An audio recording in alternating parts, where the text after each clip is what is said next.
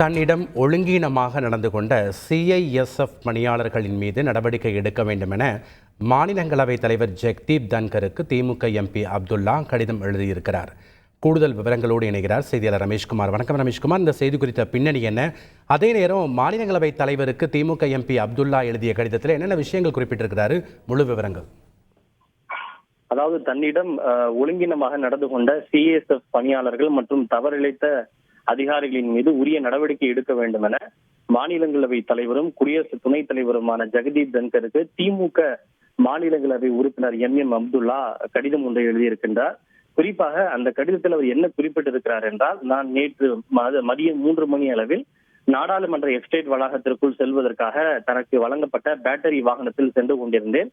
அப்போது வாயிலில் தன்னை தடுத்து நிறுத்திய CISF வீரர்கள், நான் நாடாளுமன்றத்தில் எதற்காக வருகை தந்தேன், உங்களுடைய நோக்கம் என்ன என்று தன்னிடம் விசாரணை மேற்கொண்டதாக அவர் தெரிவித்திருக்கின்றார். தமிழக மக்களின் நலன்களை பிரதிபலிக்கக்கூடிய இடத்திற்கு நான் சென்றதை தன்னிடம் CISF பணியாளர்கள் நடந்து கொண்ட விதம், கேள்வி எழுப்பிய விதம், விசாரணை நடத்தியது தமக்கு மிகப்பெரிய திகைப்பை ஏற்படுத்தி இருப்பதாக குறிப்பிட்டுள்ளார்.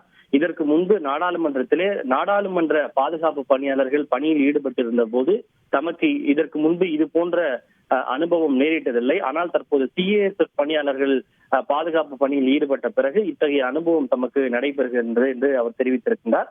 எனவே இத்தகைய சூழலில் இந்த நேற்று நடைபெற்ற அந்த நிகழ்வு தமக்கு மிகப்பெரிய ஆழமான பாதிப்பை ஏற்படுத்தி இருப்பதாகவும், எனவே தன்னிடம் ஒழுங்கீனமாக நடந்து கொண்ட CISF பணியாளர்கள் மற்றும் தவறிழைத்த அதிகாரிகளின் மீது உரிய நடவடிக்கை எடுப்பதோடு மாநிலங்களவை உறுப்பினர்களின் கண்ணியத்தையும் உறுதி செய்ய வேண்டும் என்று அவர் அந்த கடிதத்திலே குறிப்பிட்டிருக்கிறார்.